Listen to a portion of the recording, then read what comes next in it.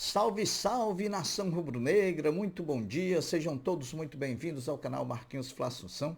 Nós estamos chegando na manhã dessa quinta-feira para trazer as últimas informações e também fazer uma análise fria, objetiva do que foi Atlético Mineiro 2, Flamengo 4, jogo realizado ontem à noite na Arena Galo Cego, em Belo Horizonte. Atlético Mineiro jogaram ontem.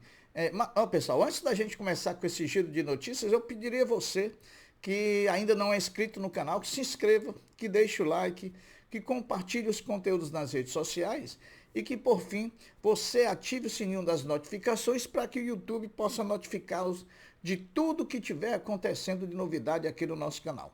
Dito isso, vamos às notícias do Megão, porque aqui não tem enrolação. Atlético Mineiro e Flamengo jogaram ontem em Belo Horizonte, em partida da 14ª rodada do Campeonato Brasileiro de 2024, e o Flamengo venceu dentro da Arena MRV, popularmente conhecida como Arena Galo Cego, por 4-2, um placar que praticamente não reflete o que foi o jogo. Poderia ter sido muito mais. Vamos fazer agora aqui uma análise simples, fria, porém objetiva do que foi Atlético Mineiro 2, Flamengo 4, né, com 2 gols de Bruno Henrique, um gol de Carlinhos, né, e o outro gol de quem foi? Deixa para lá, nem me lembro, hein? Eu quero é saber que os 3 pontos estão somados lá na tabela de classificação. Bom, um jogo quase que perfeito do Flamengo, eu diria quase, porque o Flamengo no finalzinho do jogo perdeu um pouquinho de concentração e deixou o Atlético fazer um golzinho ali que não estava nos planos e nem no programa. Se tivesse concentrado até o final do jogo, não teria tomado aquele segundo gol. Jogo totalmente controlado pelo Flamengo desde o início da partida. Em nenhum momento em nenhum momento do jogo o Atlético Mineiro foi superior ao Flamengo. O Flamengo sempre teve o domínio das ações. O Flamengo sempre teve o controle da partida. Portanto,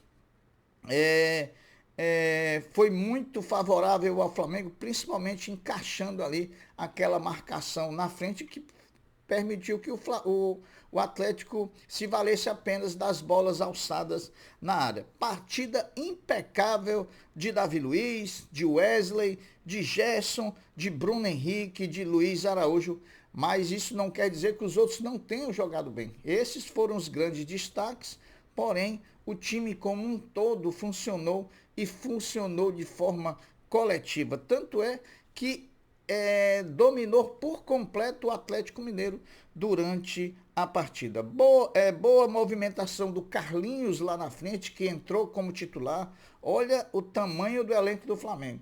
Deixamos o Pedro, o melhor centroavante do país, no banco de reserva e mesmo assim o rendimento do time não caiu. Carlinhos correspondeu sem dúvida nenhuma às expectativas. Quebrou o jejum. Agora eu me lembrei de quem foi o gol. Carlinhos, né? Carlinhos fez o gol, o primeiro gol dele com a camisa do Flamengo. Isso tira a ansiedade, tira a obrigação e agora ele vai jogar muito mais tranquilo quando for realmente novamente chamado a vestir a camisa do Flamengo. Um trabalho tático excelente de Luiz Araújo. O Luiz Araújo é aquela formiguinha para o time que a torcida não vê muito, mas o time sente a necessidade dele, né? Ele joga para o time, incorpora demais esse espírito coletivo do Flamengo. Gerson, o maestro do time. Gerson, aquele que dita o ritmo da partida, o verdadeiro maestro. É ele que diz onde é que tem que subir, onde é que tem que descer, onde é que tem que dar intensidade, onde é que tem que tirar intensidade. Então, uma grande fase do Gerson, a gente fica com receio do Gerson estourar, porque está correndo demais durante o jogo e está merecendo sempre ser o melhor jogador da partida todas as vezes. A verdade, meus amigos, é que o Atlético Mineiro não viu a cor da bola. Essa é que é a verdade, não viu. Foi 4, poderia ter sido 6, se o VAR não fechasse os olhos para os lances de pênalti favorável ao Flamengo. Ele só tinha os olhos abertos para o lance favorável ao Atlético Mineiro, que foi até bem duvidoso, né? O Flamengo agora é líder isolado novamente, manteve a liderança da competição e jogou a responsabilidade para o Palmeiras, que joga hoje, quinta-feira, contra o Grêmio lá em Caxias do Sul, no estádio Centenário. Então, fizemos a nossa parte agora, já estamos no Rio de Janeiro, vamos descansar e pensar a partir de amanhã no Cuiabá, a partir de hoje, né? O Flamengo já se apresenta hoje.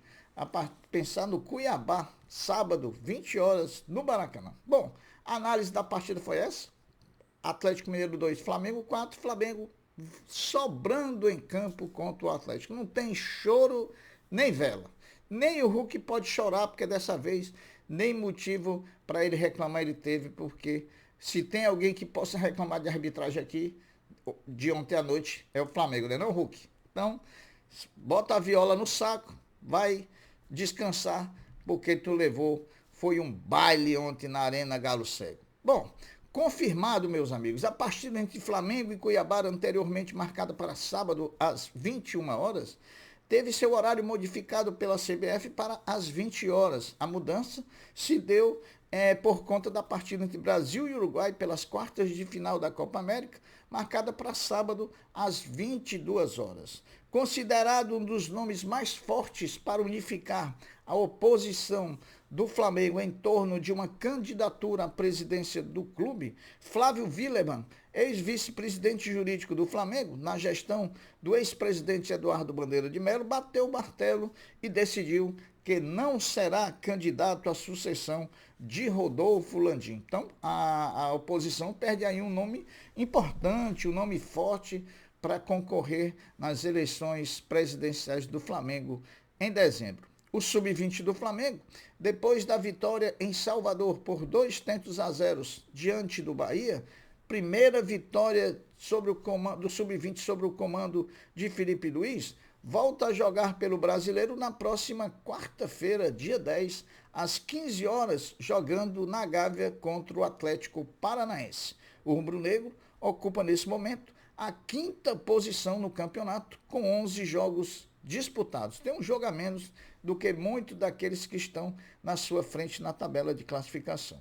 Depois de ser desafiado pelo prefeito do Rio de Janeiro, Eduardo Paes, o subsecretário do governo do estado do Rio de Janeiro, Vitor Travancas, que ameaçava judicializar a desapropriação do terreno do gasômetro pela prefeitura, voltou atrás e não vai mais entrar na justiça contra a desapropriação do terreno do gasômetro executada pela Prefeitura do Rio de Janeiro. Marcos Braz e Bruno Spindel, dirigentes do Flamengo, não acompanharam a delegação do rubro-negro a Belo Horizonte, porque os dois estão em viagem para a Europa em busca de reforços para o Mengão. Vai começar a novela Marcos Braz e Bruno Spindel na Europa. Vem aí muitos capítulos de emoção, vem aí muitos capítulos de especulação, né?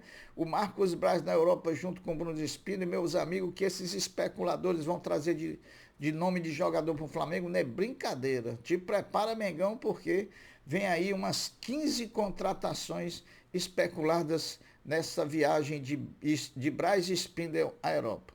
O principal alvo da pata da viagem, até então, para fechar a contratação do meio-campista Marcos Antônio Dallaso. Porém, há outros nomes na mira que não tiveram seus nomes vazados na imprensa ainda. E tem um nome grande que nós vamos falar lá na frente aqui do nosso giro de notícias. Braz e Spindel viajarão separados e para países diferentes. A princípio, Londres, na Inglaterra, é uma parada.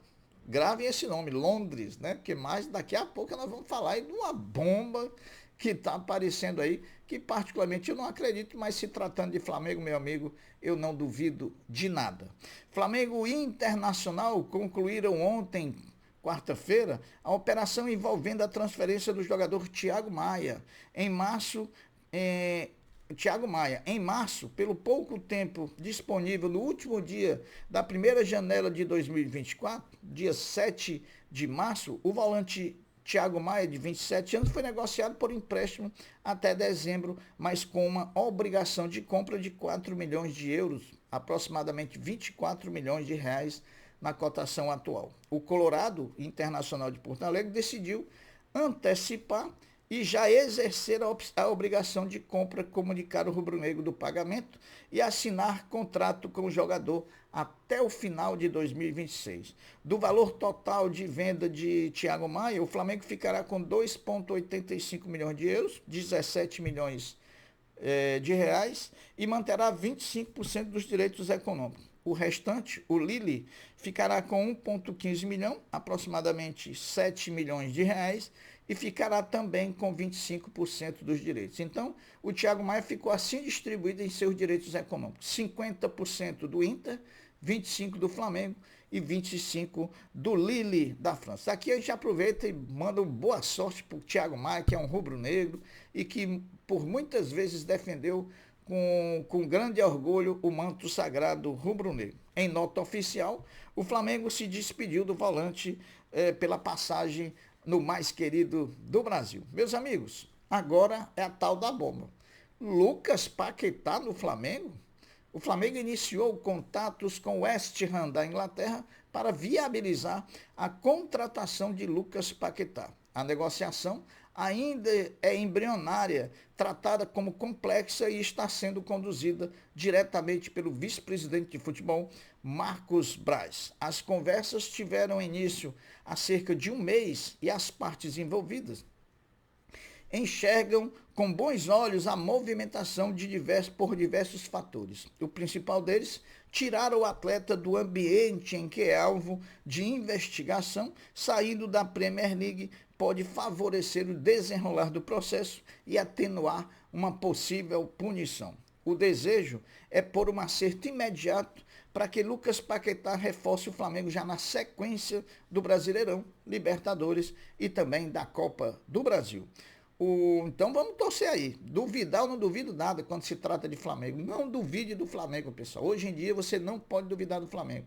Fácil não é, até porque se a gente souber, há pouco tempo quem estava interessado no Lucas Paquetá era o Manchester City do Pep Guardiola. Então, mas, volto a dizer, quem já trouxe Romário como o melhor jogador do mundo, trazer o Paquetá, não sei se é tão difícil assim. Então, vamos esperar, pezinho no chão e aguardar o desenrolar dos acontecimentos. O Flamengo Sub-17, meus amigos, estreou ontem, quarta-feira, no Campeonato Brasileiro da categoria, em Goiânia, jogando contra o Atlético Goianiense, vencendo por 1-0, com gol do centroavante Camargo. É o primeiro jogo do time após a saída de Felipe Luiz, que se transferiu para o Sub-20 do Flamengo. O time volta a jogar pelo Brasileiro na próxima segunda-feira contra o Botafogo, às 15 horas no estádio da Gávea. Meus amigos, o Flamengo Basquete pode ter o seu primeiro reforço para a temporada 24/25. Trata-se do ala pivô Lucas Seivert, de 27 anos, que defendeu o São Paulo na temporada passada. O atleta tem como principal característica o arremesso de 3 pontos. As negociações estão muito avançadas e a qualquer momento o Flamengo pode anunciar sim o seu primeiro reforço para a temporada. Até as disputas das quartas de final da Copa América contra o Brasil, saiba qual é a minutagem do quarteto uruguaio do Flamengo defendendo a Celeste Olímpica. Varela, o lateral direito do Mengão, não tem minutagem na Copa América pelo Uruguai, até porque não entrou em nenhuma partida. Matias Vinha é o que mais jogou dos 4 que estão lá. Titular nos 3 primeiros jogos, o lateral esquerdo jogou 90 minutos na estreia contra o Panamá, jogou 83 minutos contra a Bolívia e 72 minutos contra os Estados Unidos. É a maior minutagem entre os uruguaios do Mengão. De la Cruz, Nico jogou 30 minutos na estreia contra o Panamá, 89 minutos contra a Bolívia e 79 minutos contra os Estados Unidos. E o Arrascaeta jogou 60 minutos na estreia contra o Panamá, 2 minutos contra a Bolívia, inclusive deu uma assistência nesses 2 minutos, e não entrou contra os Estados Unidos. Lembrando que De la Cruz e Matias Vinha, ambos jogadores do Flamengo e do Uruguai, está na seleção da primeira fase da Copa América de Futebol. Meus amigos, as notícias são essas, eu vou ficando por aqui, deixando um até breve, um até logo, dizendo fiquem todos com Deus, porque eu sempre estou com ele. Saudações rubro-negras, fui!